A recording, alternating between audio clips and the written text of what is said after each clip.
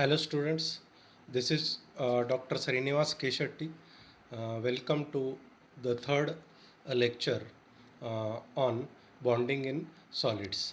In the previous session, we have studied ionic bond and covalent bond. In case of ionic bond, there is actual transfer of electrons from one atom to another atom, and one atom acquires positive charge, that is it becomes electropositive, the atom that loses electron, and the atom that gains electron becomes electronegative, and there is an electrostatic attraction between them. That type of bond is called as ionic bond. In case of covalent bond, there is equal sharing of electrons. Two atoms come closer to each other in order to uh, complete their octets, and they share equal number of electrons, and a bond is formed between them, that is called as covalent bond, isn't it? Now let us study in this session metallic bond, hydrogen bond, and van der Waals bond, isn't it? So let us first proceed to understand what is a metallic bond. A metallic bond is formed by partial sharing of valence electrons by neighboring atoms. Unlike in case of covalent crystals or covalent bonds, here there is a partial sharing of valence electrons by neighboring atoms. The sharing in metallic bond is not localized. So the sharing of the electrons is not localized. It is not confined to a single place. The shared electrons oscillate between the atoms. Thus, metallic bond is considered as delocalized or unsaturated bond. So, as the bond is not localized, it is called as delocalized or unsaturated bond.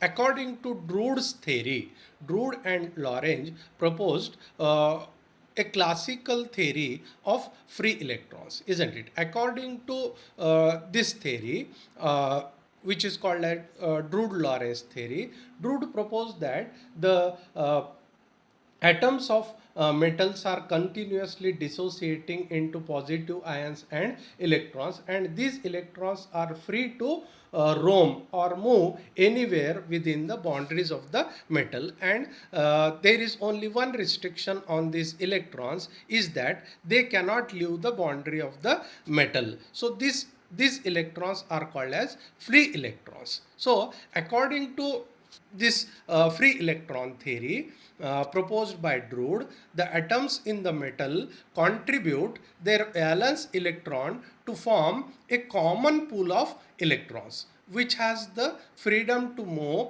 anywhere within the framework of positive ion cores, isn't it? So what Drude proposes?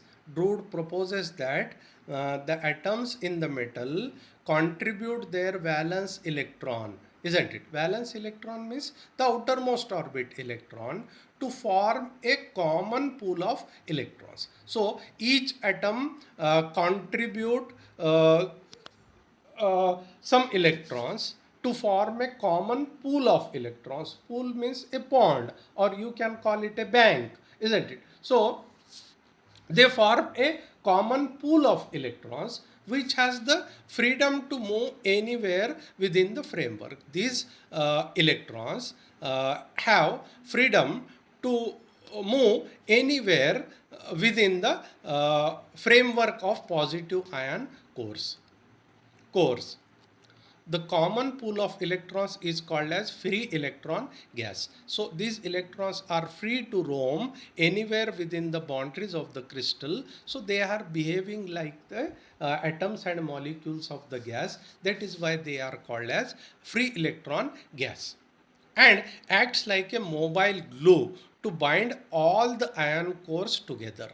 So this free electron gas acts like a mobile glue, isn't it? So glue is a substance that sticks two different atoms together, like a camelin glue or a stick fast or a fevicol, which we use to stick two atoms together. So here in the metallic bond, these free electrons which are forming a pool of electrons, isn't it? So this electron gas acts like a mobile glue to bind all the ion cores together.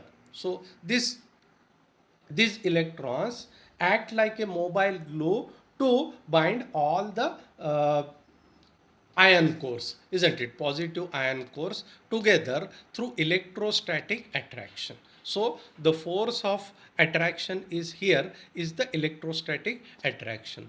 The bond so formed is called as metallic bond, isn't it? So the bond thus formed is called as a metallic bond.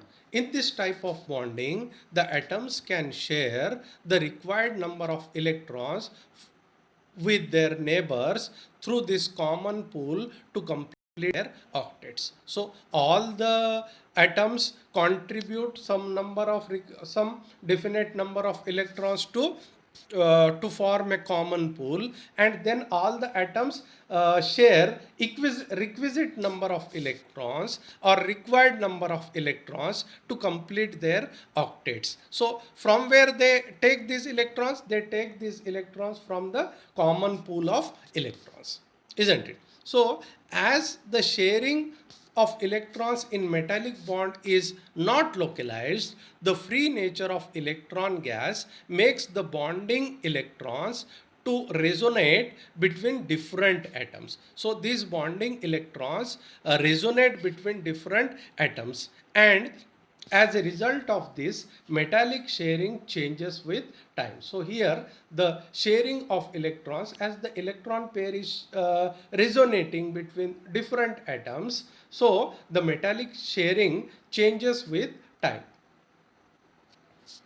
Consider the case of sodium atom, isn't it? So let us consider the metallic bond formed in case of sodium atom, having electronic configuration 1s2, 2s2, 2p6 and 3s1, isn't it? So atomic number of sodium is 11, 2 electrons in the first orbit, 8 electrons in the second orbit, and 1 electron in the third orbit, that is 3s1 orbital, isn't it? So how many electrons are required to complete the octet? So it requires 7 number of electrons. So this electron in the outermost orbit is called as a valence electron, isn't it? So it contains one unpaired electron in the 3s orbital. Sodium contains one electron in the 3s orbital, which is loosely held in the sodium, isn't it? So this electron is loosely bound with the nucleus, isn't it? So it can be easily detached from the sodium atom. It is called as valence or conduction electron. So this electron, outermost orbit electron, is called as valence or conduction band electron. When two sodium atoms approach each other, their 3s orbits begin to overlap. When the two atoms come closer to each other, their 3s orbitals begin to overlap and one electron pair bond is formed, provided the electrons are having opposite spins, isn't it? So when they come closer to each other and their 3s orbital overlap, one electron pair bond is formed, provided the electrons have opposite spins. Now 3s orbital is full, isn't it? So the capacity of the s orbital is 2. Now they are sharing one electron each, so the 3s orbital is full. And if the third sodium atom approaches this pair, if by chance a third sodium atom come closer to this pair, the valence electron of this atom may occupy 3p state, isn't it? So the valence electron of the third sodium atom occupies 3p state because 3s state is already full, isn't it? So it acquires 3p state because there is a very small energy difference between 3s and 3p state. without violating the Pauli's exclusion principle. This is favored by fact that energy difference between 3s and 3p energy levels is very small.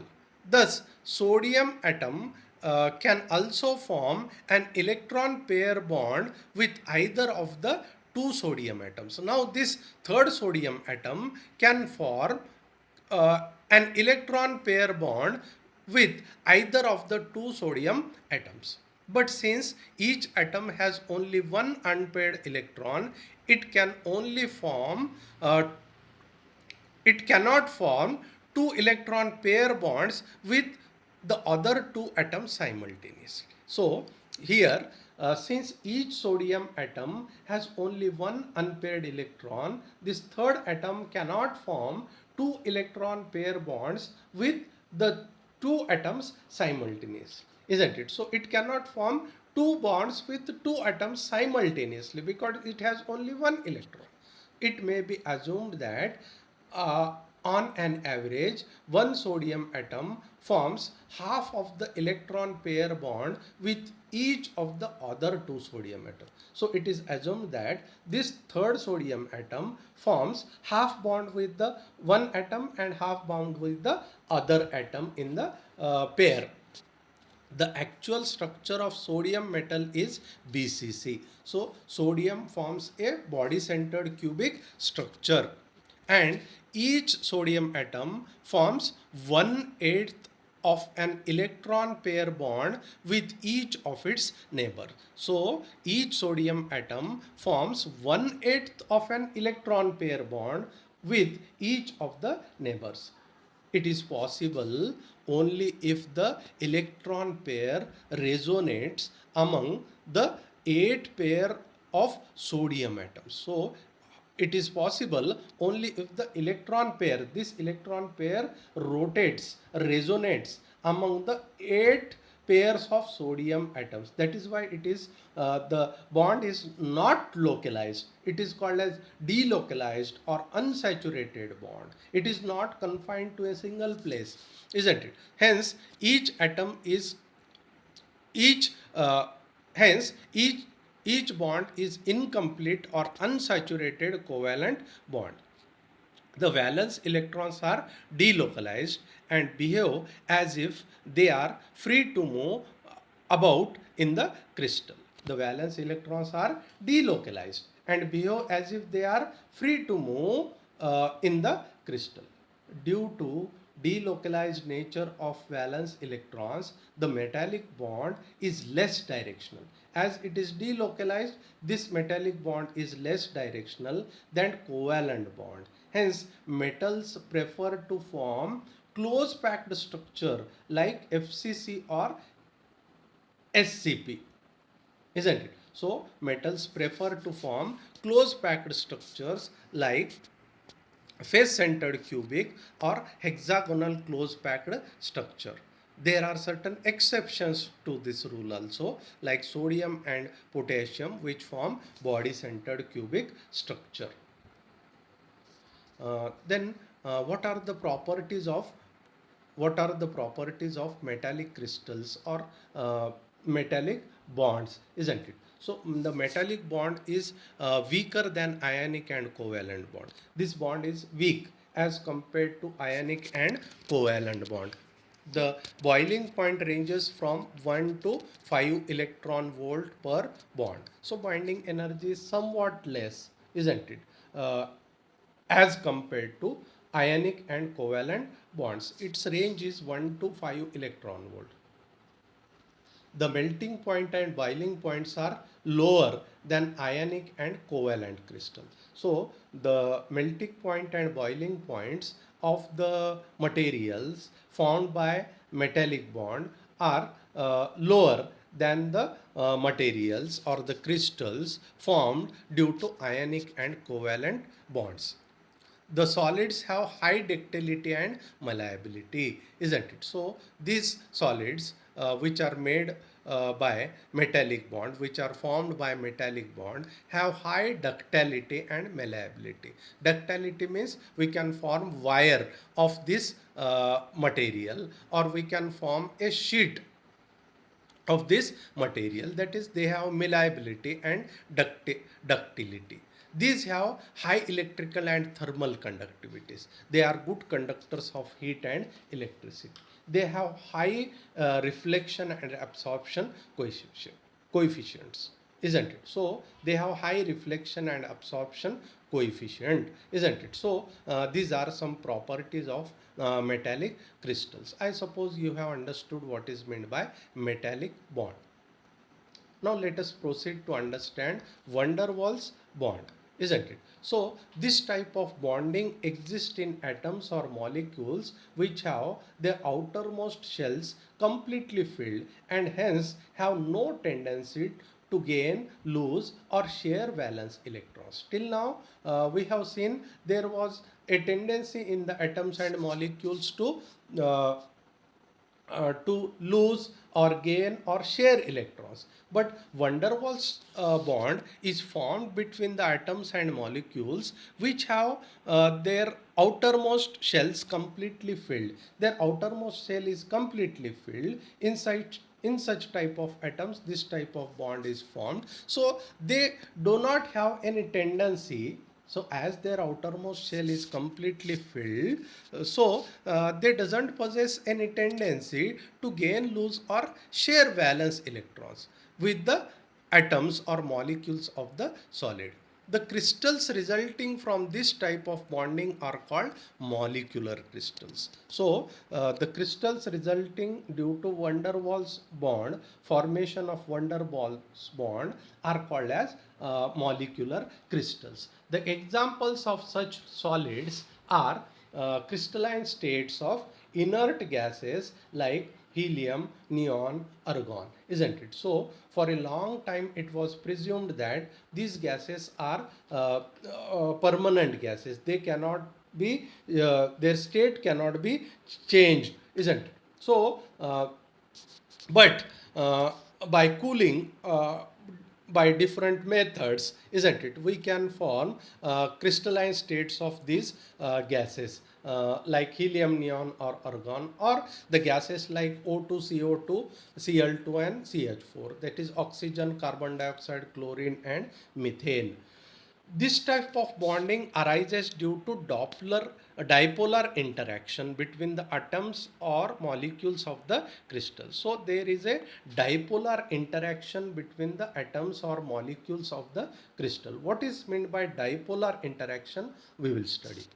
The electrons of the adjacent atom in the molecule tend to repel each other and thus produce a momentary polarization in the molecule by disturbing the symmetry of the electronic distribution, isn't it? So, in case of inert gases, isn't it? So, there are these electrons, electron cloud around the nucleus, so it is evenly distributed, and the the center of positive and negative charge coincide at a single point, so the atom is neutral. It is no longer polarized. We cannot we can say that atom is neutral.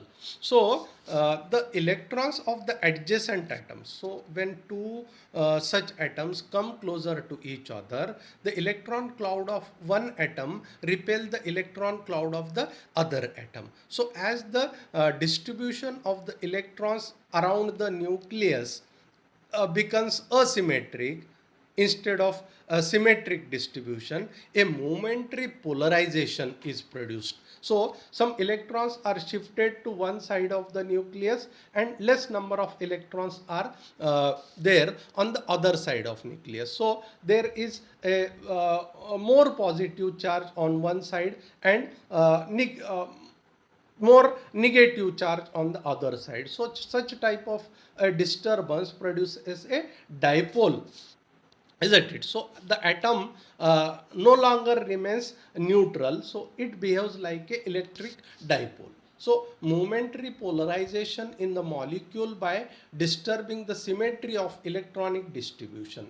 So we will try to understand it from the figure. Uh, a similar type of disturbance in the electronic clouds also take place in the inert gas atoms, which otherwise have spherical symmetric electronic distribution. So in case of this inert gases, the electronic distribution is spherically symmetric, means the electrons are evenly distributed around the atoms, around the nucleus of the atom, isn't it? So the center of positive and negative charge coincide at a single point and the atom is neutral due to disturbance. So here you can see that this, around this atom the electrons are evenly distributed. So the center of positive and negative charge coincide at a single point and this atom behaves like a neutral atom. Electrically it is neutral because center of positive and negative charges coincide at a single point.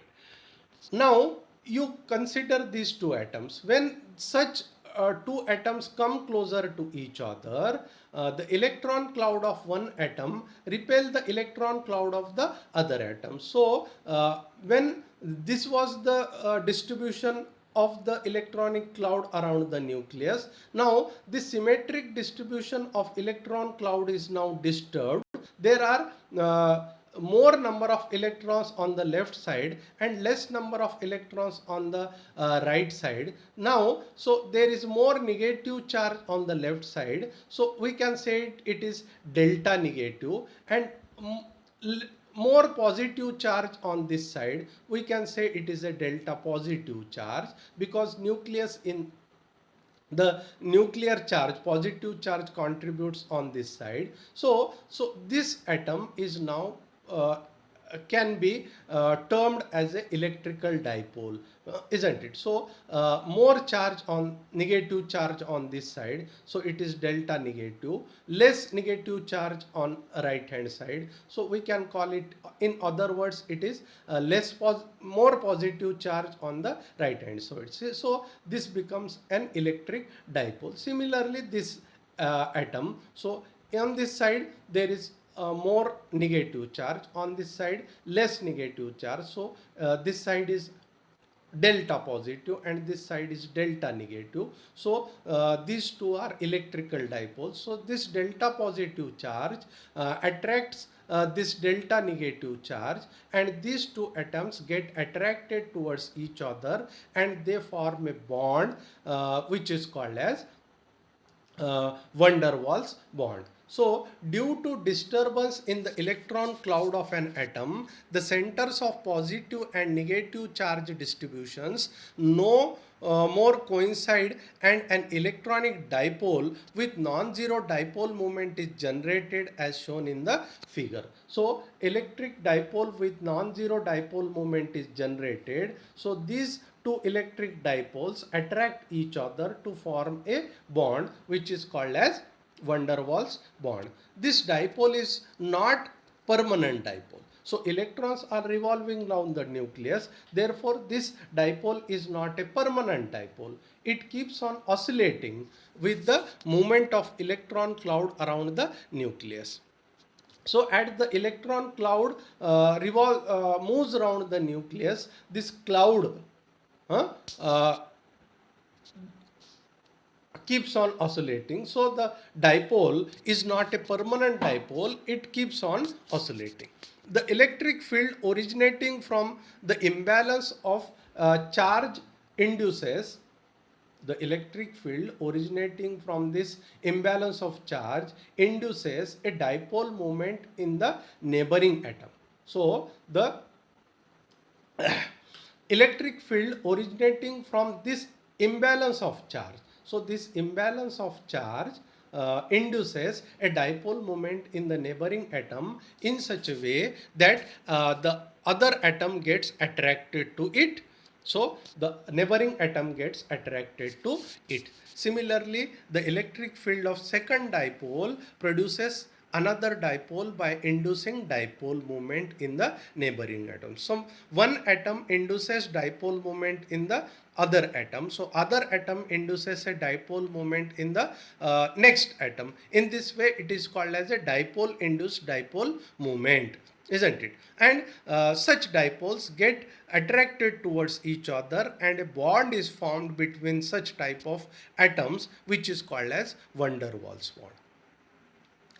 This type of dipole induced interaction is called as van der Waals bond or dispersion bond. This is called as dispersion bond also.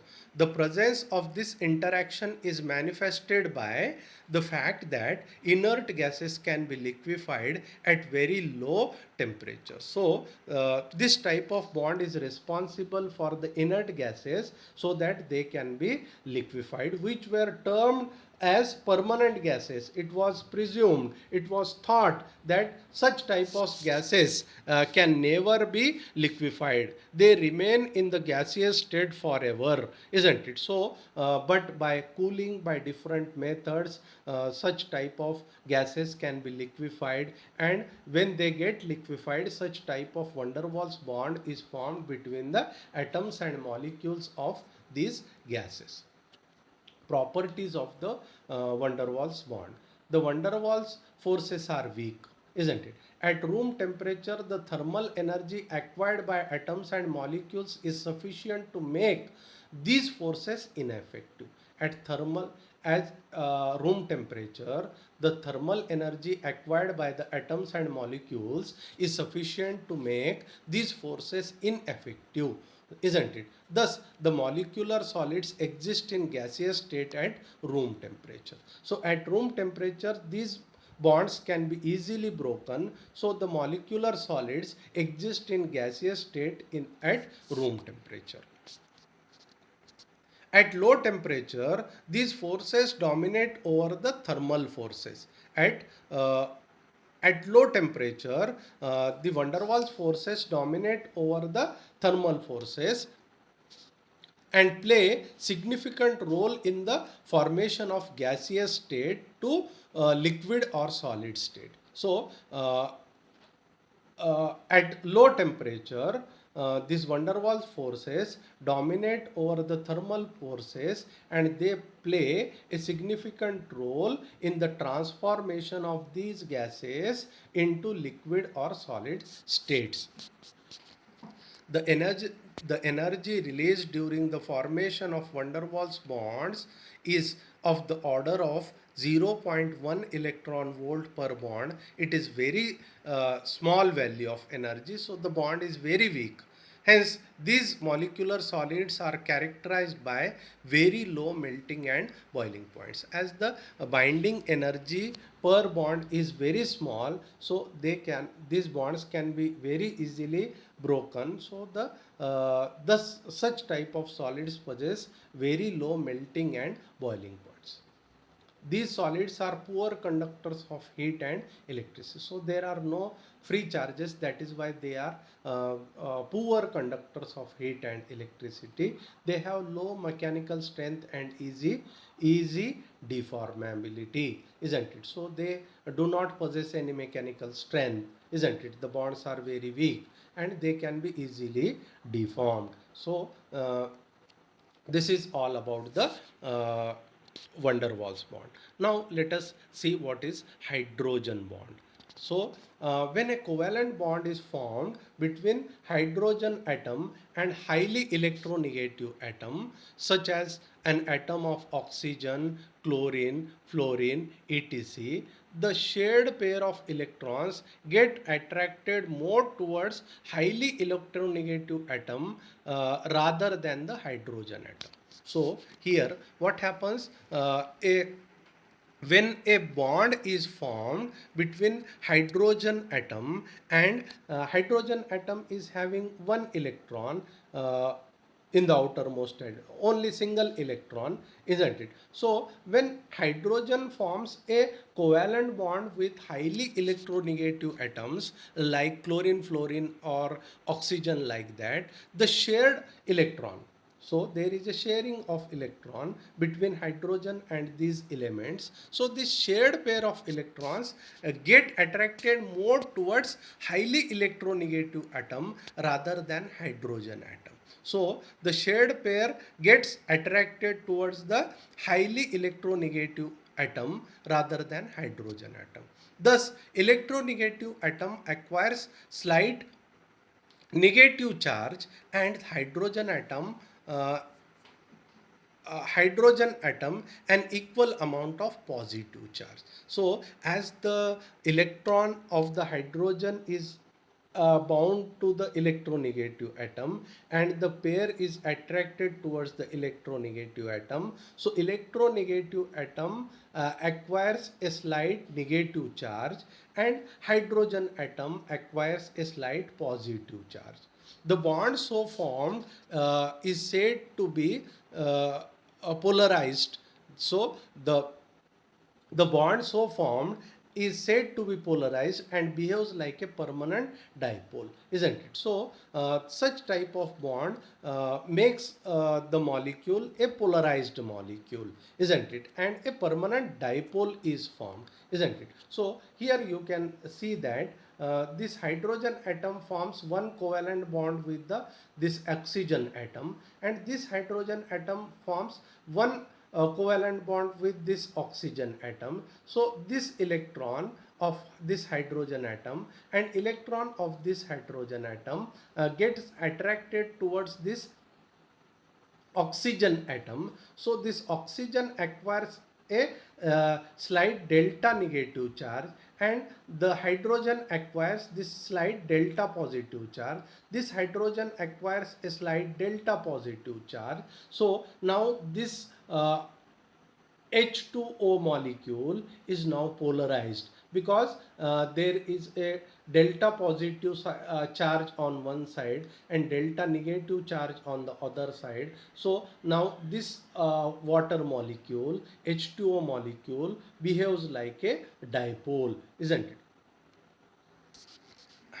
The number of such dipoles get attracted. These dipoles get attracted to each other. This is one dipole, this is another dipole. This negative delta negative charge get attracted to the delta positive charge of this dipole. So these two molecules get attracted to each other and a bond is formed which is called as hydrogen bond. Similarly, these two molecules get attracted to each other to form a bond between them, which is called as hydrogen bond, isn't it? The number of such dipoles get attracted to one another due to Coulombic force of attraction. So these dipoles get attracted towards each other due to Coulombic force of attraction. This type of interaction between the oppositely charged ends of permanently polarized molecules, each containing a hydrogen atom, is called as hydrogen bond, isn't it? So these dipoles are containing hydrogen atom, so these bonds are called as hydrogen bond. In case of hydrogen atom, in case the hydrogen atom does not participate in the bond, if such type of interaction may happen in other molecules where hydrogen may not be present. So in case of hydrogen, in case the hydrogen atom does not participate in the bond formation, the bond is called as dipole bond. If the hydrogen atom is absent and some other atom is there and such type of dipoles are formed in that molecule and such type of interaction uh, uh, is created in the molecules and the molecules get bounded together due to such type of interaction, such bond is called as dipole bond. If hydrogen atom is present, then it is called as hydrogen bond.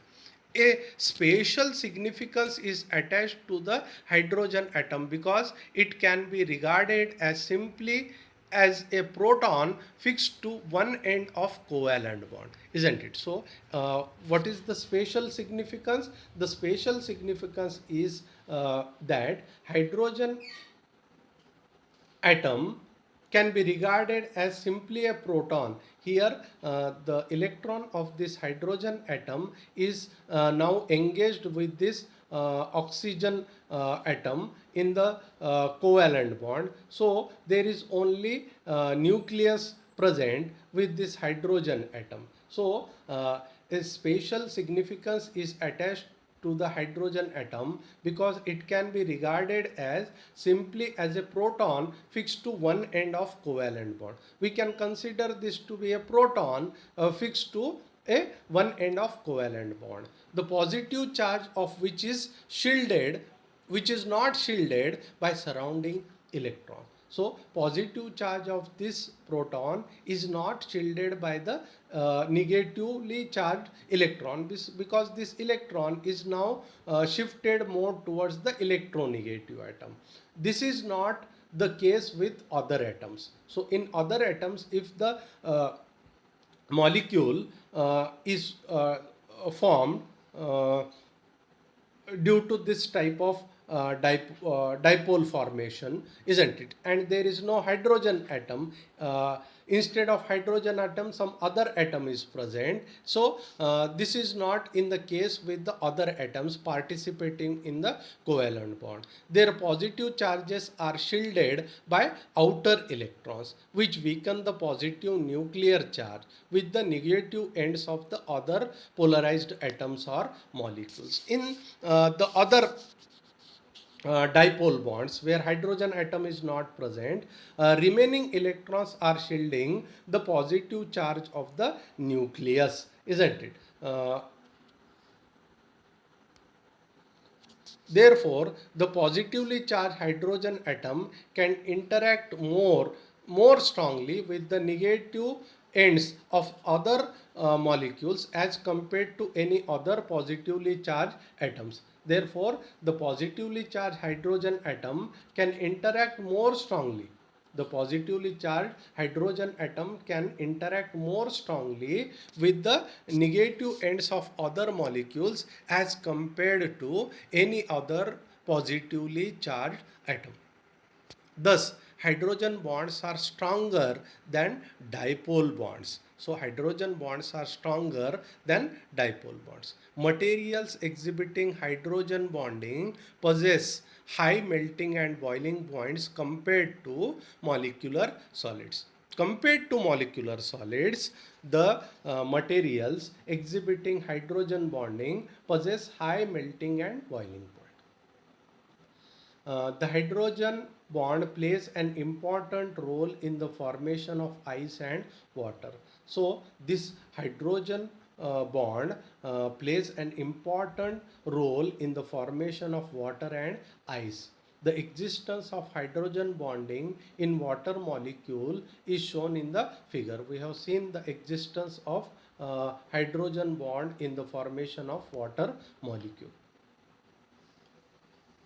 The binding energy of water or ice is about 0.5 electron volt. So the binding energy in case of van der Waals crystals was 0.1 electron volt, and comparatively this 0.5 electron volts is higher as compared to 0.1 electron volt. The hydrogen bonding is responsible for striking physical properties of water and ice. So hydrogen bond, which is stronger as compared to dipole bond, is responsible for striking physical properties of water and ice. In absence of hydrogen bonding, if the hydrogen bond were not present in case of water molecule, the boiling point of water at the atmospheric pressure would have been minus 80 degrees centigrade. At minus 80 degree centigrade, if hydrogen bond was not present, if the hydrogen bond is not present in the water, the boiling point of water would have been minus 80 degree centigrade instead of 100 degree centigrade. Means you try to understand the significance which we can correlate with our human life, isn't it? If the water uh, boiling point of water would have been minus 80 degrees centigrade instead of 100 degrees centigrade, isn't it? Water wouldn't have been available at the room temperature. So water is life for the mankind and every livelihood, isn't it? Every living and non-living organisms like plants and animals. So these plants and animals wouldn't have existed if hydrogen bond was not there, isn't it? So this hydrogen bond is responsible indirectly for our life, isn't it? And its viscosity much lower than 0.01 poise at room temperature. So viscosity of water is 0.01 poise. So it would have been very less, less, much lower as compared to this value. Thus, this hydrogen bond plays a very significant role in the water molecule and for its striking features. Uh, Hydrogen bond is formed between oppositely charged ends of two permanent dipoles. It is directional in character. So hydrogen bond is directional in character. So hydrogen, as it is formed between oppositely charged ends of two permanent dipoles, it is directional in character. Okay. So we come to the end of the session. In today's session, there we have studied metallic bond where there is a partial sharing of electrons. Then van der Waals bond, there is a dipole induced dipole moment, and hydrogen bond, isn't it? So we come to the end of the session. In the next session, we will try to understand some what is meant by X-ray diffraction techniques. The basic law in X-ray diffraction techniques is the Bragg's law. We will study what is meant by Bragg's law and the subsequent articles. Till then, take care. Have a nice day.